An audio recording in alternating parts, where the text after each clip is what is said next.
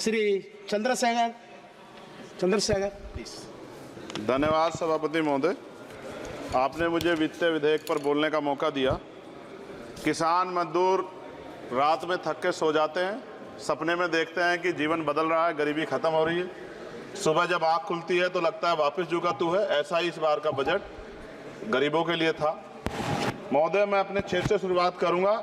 मेरा क्षेत्र नगीना बाढ़ प्रभावित है, कोई चर्चा नहीं हुई। किसान आम आदमी परेशान है, कोई चर्चा नहीं हुई। गन्ना मिल समय पर पैसा नहीं देती है।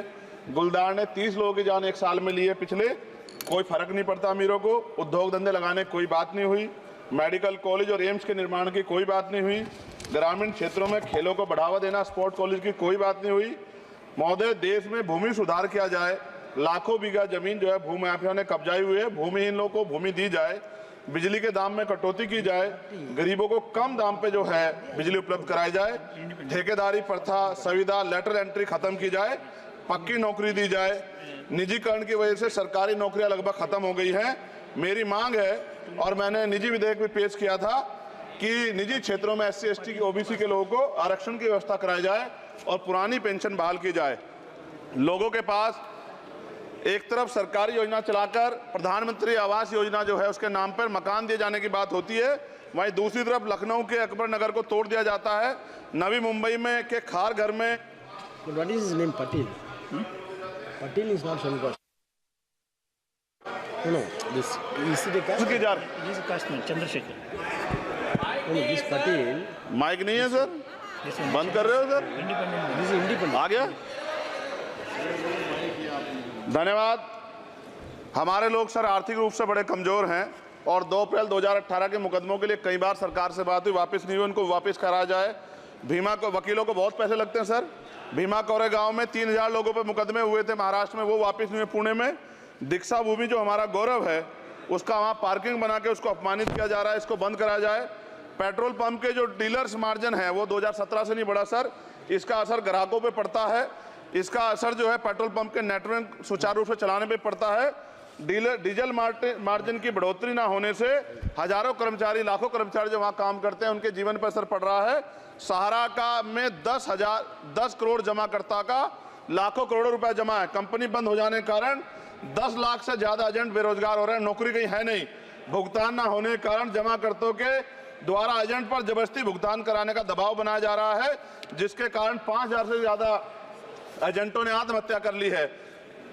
सभापति महोदय, उत्तर प्रदेश देश का सबसे बड़ा सूबा है, उसको इस बजट में कुछ नहीं मिला और बहुत सारे मेंबर, 80 के लगभग हम मेंबर जो है उत्तर प्रदेश जीत के आए, ना के बराबर मिला। यूपी में 25 करोड़ से ज्यादा आबादी है, उत्तर प्रदेश के अंदर 5 किलो राशन सरकार दे रही है, लेकिन जीवन जीने के लिए काफी नहीं है। और भी बुनियादी सुविधाओं की जरूरत पड़ती है। अगर इज्जत की जिंदगी चाहिए, उसके लिए सरकार के पास कोई उपाय नहीं है। यूपी जब एक बड़ा राज्य है, लेकिन यूपी में भाजपा सरकार की विकास गति बहुत धीमी है। हमारी सरकार से, केंद्र की सरकार से मांग है, हमें यूपी की सरकार की चिंता नहीं है, लेकिन यूपी की जनता की चिंता है। मैं मांग करता हूं कि यूपी को 4 भागों में विभाजित किया जाए। डॉक्टर बाबा साहब अम्बेडकर ने कहा था 1995 में, उनकी बुक है थॉट्स ऑफ लिंग्विस्टिक स्टेट, किताब में कहा था राज्य जितना छोटा होगा राज्य की प्रगति उतनी होगी, जनता को रोजगार मिलेगा और जनता का जीवन संपन्न होगा।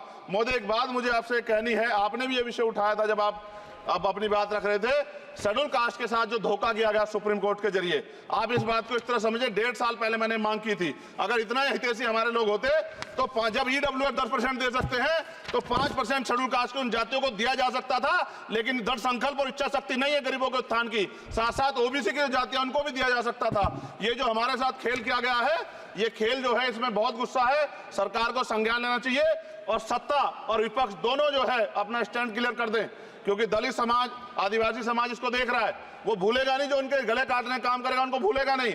और साथ साथ एक जो मेरी पर्सनल है सर, अभी मैं सुबह से प्रयास कर रहा था कि विनेश के लिए बोलूं, जब उसको डिस्क्वालीफाई किया गया, विनेश या नहीं, लेकिन ऐसा लगा जैसे हमें चाकू घुसेड़ दिया गया। मेरे आज भी याद है उस प्रोटेस्ट में मैंने रातें काटी हैं और 4-4 गोली खाई मैंने।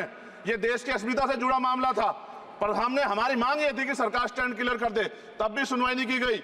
जब मंत्री बोलने आए तो हमने उनसे कहा कि हमें कुछ इंफॉर्मेशन चाहिए, उस पर बात नहीं हुई। सवाल ये है सर, 1 गोल्ड हमारे लिए आ रहा था और जब ये गोल्ड आता देश गौरवान्वित होता, और क्या व्यवस्था थी सर कि उसका वेट बढ़ गया, पता ही नहीं लगा सिस्टम के लोगों को। क्या बेवकूफी की गई है। ये सोचने का विषय है सर। ये बहुत महत्वपूर्ण देश की बेटी का मामला है। ये हरियाणा की बेटी नहीं है सर, वो एक जात की बेटी नहीं है, वो हमारी बहन है, देश की बेटी है। और आपने क्या किया हरियाणा के साथ?